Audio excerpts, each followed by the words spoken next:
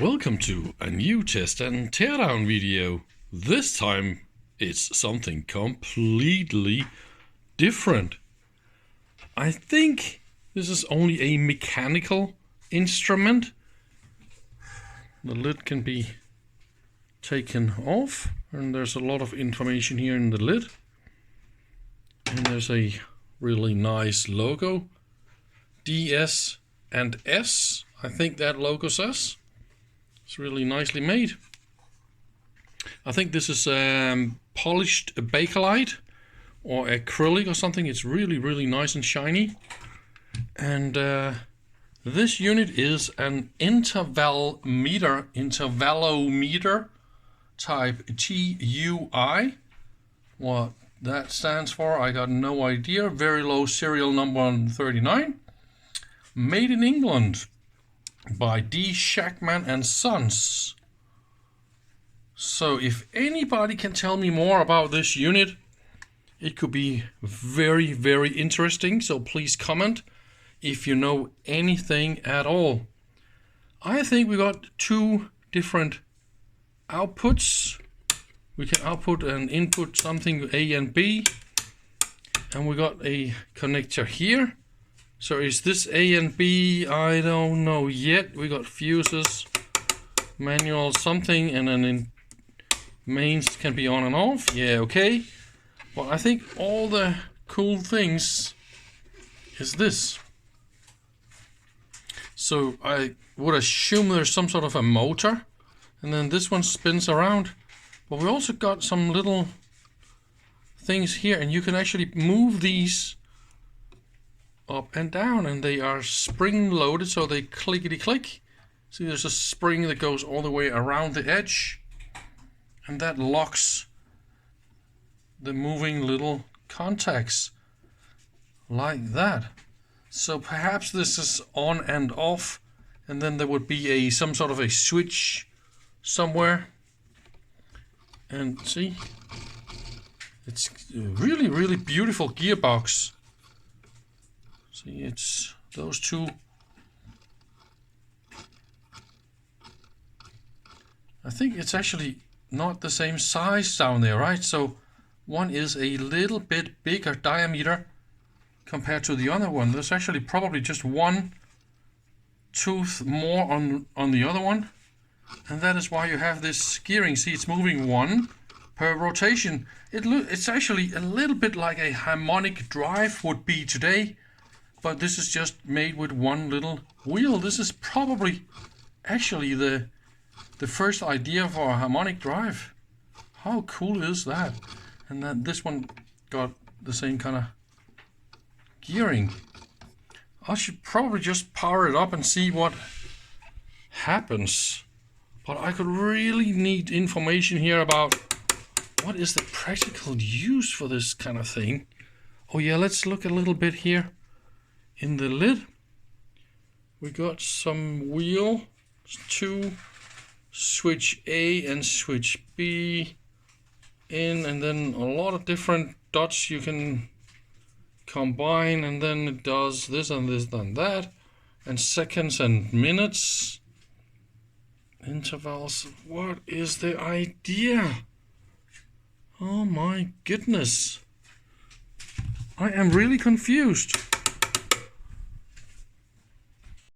So let's try and power this up. Everything here is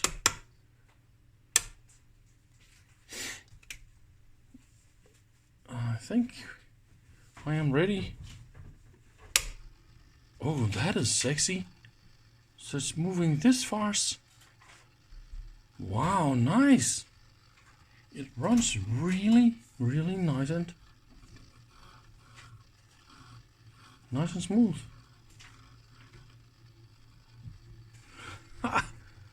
Really? Then what? What is this manual? Ooh.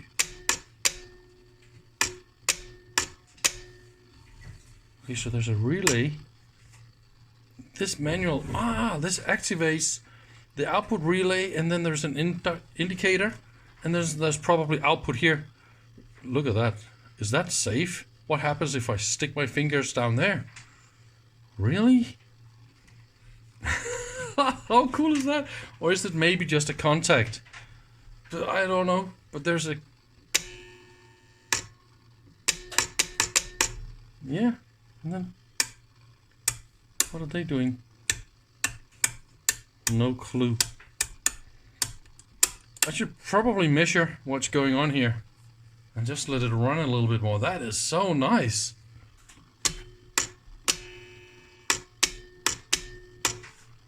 It's using 8 watts when the motor runs, and it goes up to 10. Alright. Okay, I figured this out. I tried my ohm meter, and those 2 bananas, they're just connected directly to these and then to nothing else. It's not mains or anything like that. So here is the ohm meter. Let's move a little bit here. So what happens is when I activate, we have a short. So that's more or less what this thing is doing. Oh, then you can't activate anything. So when will it be? How many minutes will it take before this wheel moves? I'll play a little bit more. So now we're inside this wonderful mechanical unit. And I have now understood how it works and what is wrong with this unit. See here, let's have a little look.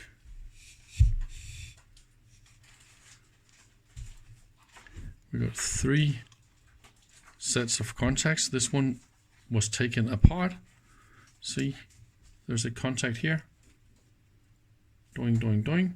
And here on the top, there was original supposed to be this piece of plastic or something, Bakelite probably, right?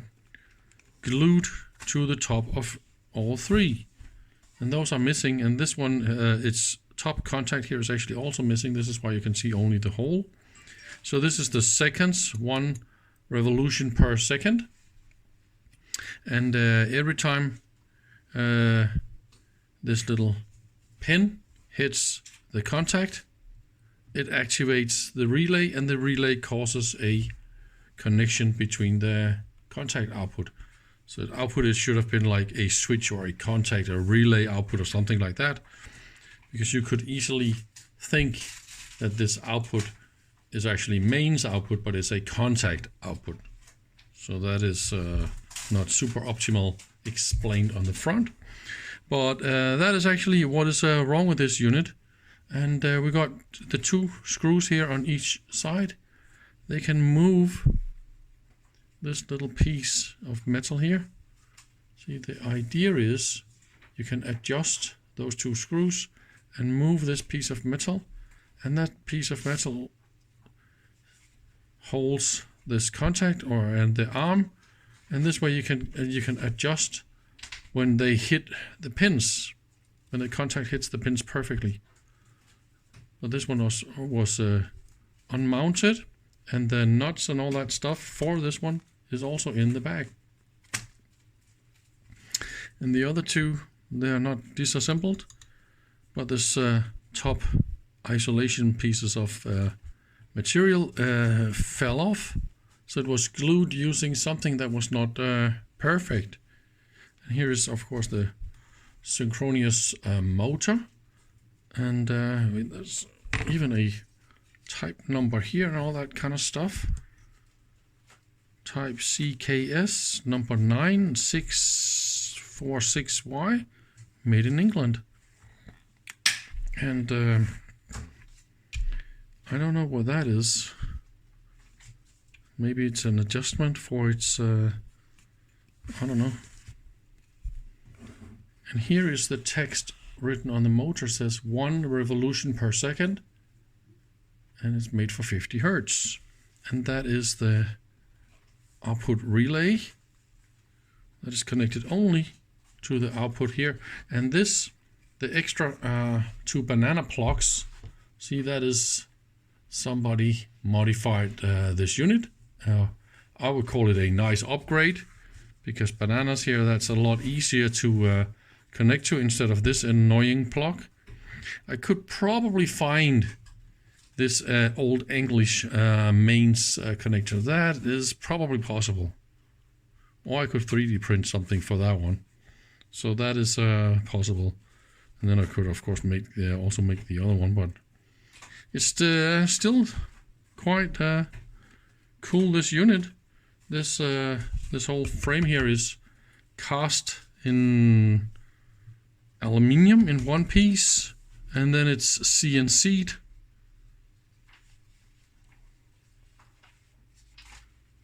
So I'm probably gonna see if I can get at least one of the contacts to work.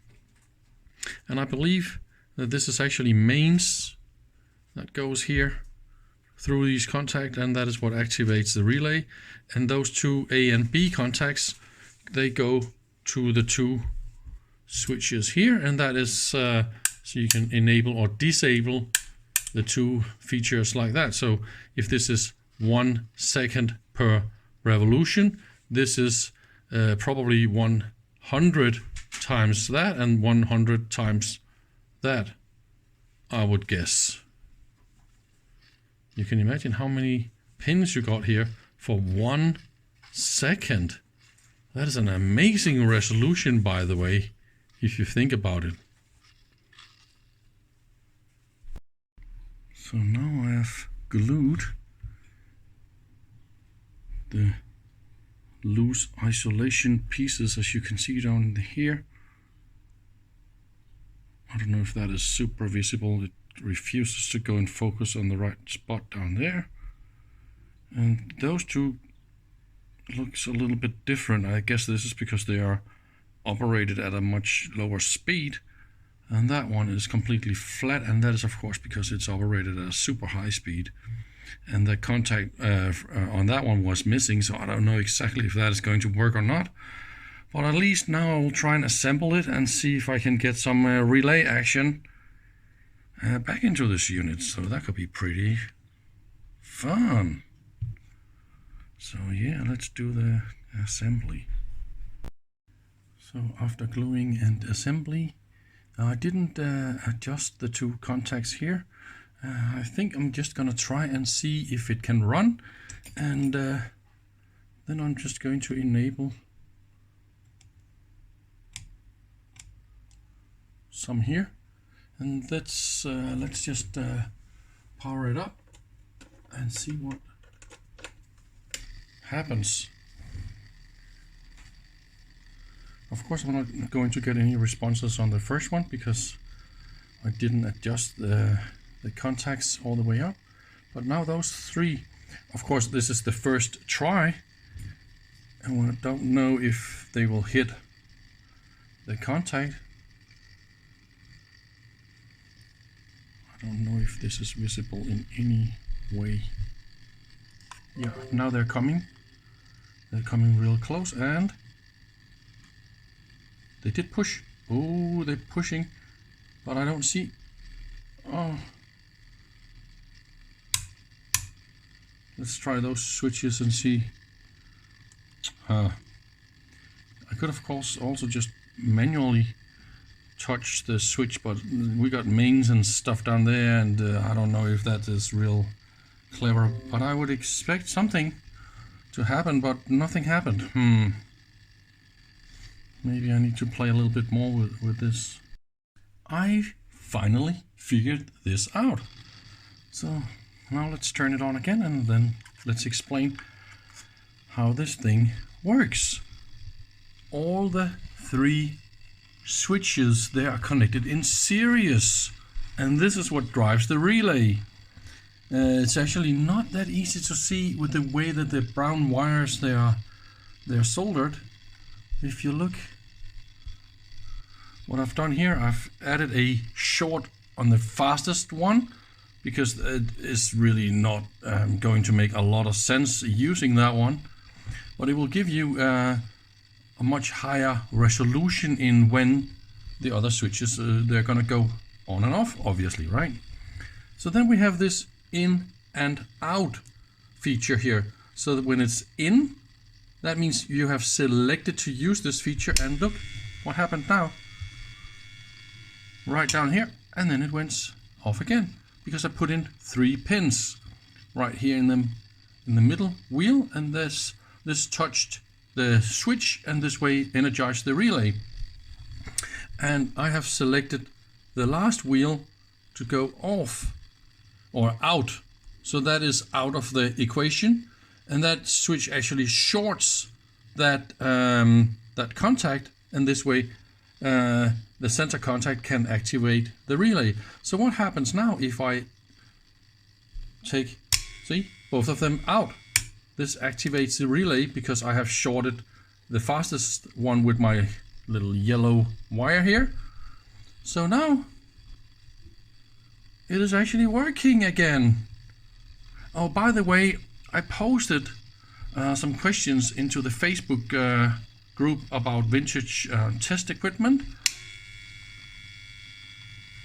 and we got a few really good links and indications about this unit.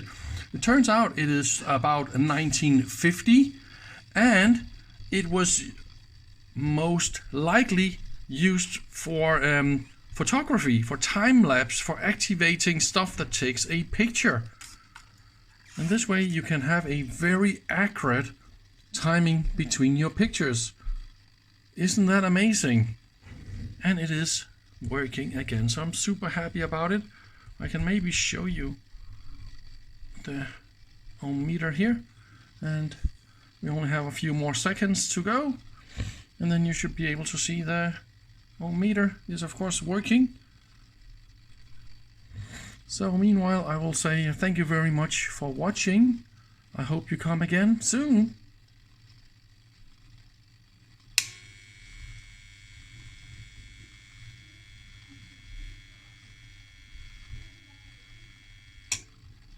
And bye bye.